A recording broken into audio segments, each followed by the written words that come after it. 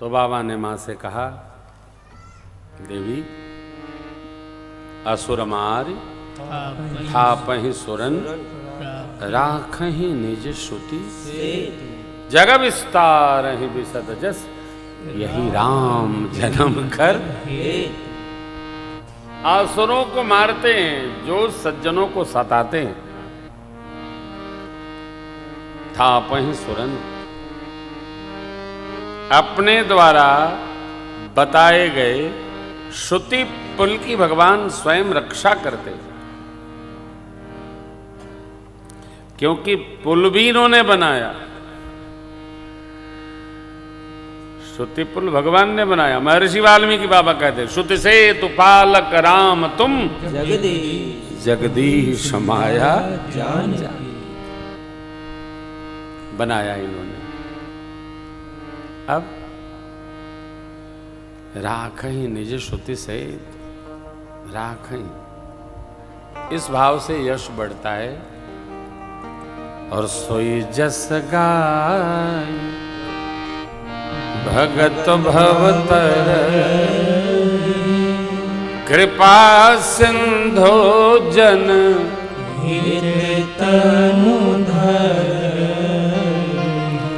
भगवान अपनों के लिए शरीर धारण करते हैं।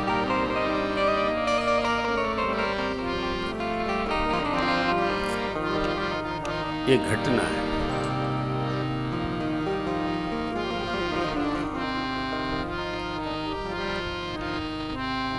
भगवान आते अपनों के लिए हैं, तो सोचना ये होगा कि क्या हम भगवान के अपने हैं? यदि हैं तो हमारे लिए भी कृपा वृष्टि होगी।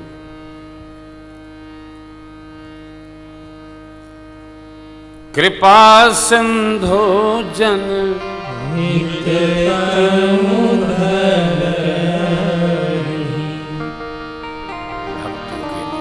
राम जी के जन्म के अनेक हेतु हैं देवी। मैं कुछ का संक्षेप करता हूं, कुछ का विस्तार। प्रभु के जन्म के 5 कारणों पर चर्चा करते हैं बाबा भोलेनाथ। जय विजय भगवान वैकुंठनाथ के पार्षद थे। सनकादिक ऋषि चारों भाई दर्शनार्थ आए, इन्होंने रोक दिया। एक बार, 2 बार, तीसरी बार जब नहीं जाने दिए तो चारों भाइयों ने शापित कर दिया, जाओ भगवान के दर्शन में अवरोध उत्पन्न करते हो, 3 जन्म असुर शरीर धारण करोगे। जय विजय प्रथम जन्म में हिरणाक्ष हिरण्यकशिपु हुए।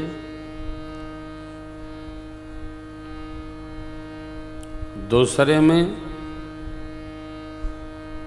शिशुपाल दंतवक्र, एक में रावण कुंभकर्ण। अब भागवत जी में इसका परिवर्तन है। यहाँ कहते हैं कनक कश्यपु अरु हाटक लोचन। हिरण्याकश्यपु बड़ा है मानस में, हाटक लोचन हिरणाक्ष छोटा है।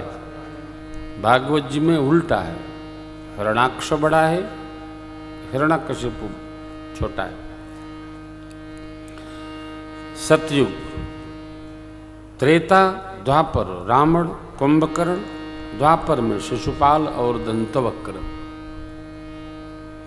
भगवान इतना हो ही रहा था कि आ गए, चरणों में गिर पड़े। प्रभु मुस्कुराए, ब्राह्मण देवताओं से क्षमा याचना की। आप आए, आपको असुविधा हुई, मुझे खेद है, आप अंदर विराजे। जय विजय भोले प्रभु। हमको तो आप सरकार की आज्ञा थी तो हम प्रवेश रोक रखे थे, परंतु इन महापुरुषों ने तो हम दोनों भाइयों को शापित कर दिया।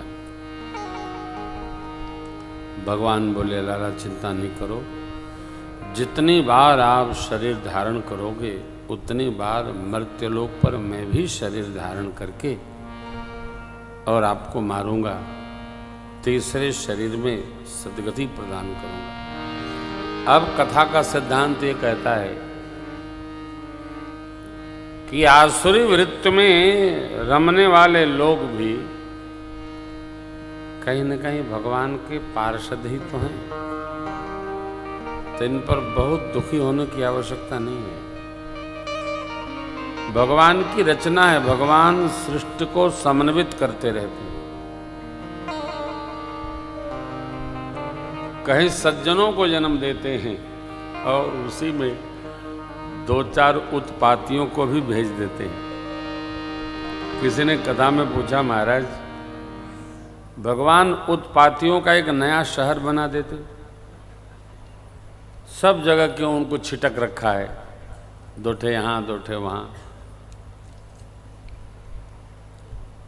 इकट्ठा हो जाएगा ना तो और उत्पात बढ़ जाएगा इनका। अभी छिटक छिटक के करते हैं तो कम करते हैं, और इसको एक सहजावस्था में लीजिए, इनका उत्पात कम होने वाला नहीं, वो ऊपर से व्यवहार बनाया गया है।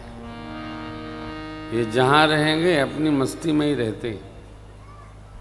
जैसे साधु को भगवत भजन आनंदित करता है, वैसे दुष्प्रवृत्ति धारण करने वाले लोगों को अन्य को त्रास देने में सुख प्राप्त होता है। उपाय संभले रहिए, उलझिए नहीं, सावधान। अब आप बताइए, जय विजय को शापित करने की सनक सनंदन सनातन सनत कुमार चारों भाई को क्या पड़ी थी? थोड़ा वेट कर लेते, थोड़ी प्रतीक्षा कर लेते, थोड़ा बैठ जाते। आखिर भगवान के द्वार पर बैठका तो होगा ही ना, कि जहाँ वेटिंग रूम होगा, थोड़ा बैठ जाइए। लेकिन कई लोग बैठते नहीं। लाख अनुशासन मर्यादा रखी गई हो, बस आप नाम बताओ, कार्ड पहुंचा दो। अरे अंदर जाएंगे तब न कार्ड पहुंचेगा। कथा कह रही है, कभी भी अन्यथा आवेश में नहीं आना चाहिए। हमारा आवेश हमारों को ही त्रास देता है। जय विजय जब असुर शरीर धारण किए तो किसको सताए सब? साधु संतों ऋषि मुनियों को यज्ञ विध्वंस कर दें। देखत यज्ञ निशाचर धावहीं, मुनि दुख पावहीं। तो इनके त्रास से मुनियों को दुख हो, हमारे आवेश से हमारों को ही त्रास मिलता है। इसलिए जितना हो सके आवेश से बचना चाहिए, उत्पात से बचना चाहिए। मुक्तन भय हते भगवाना, तीन जन्म द्विज बचन प्रमाण।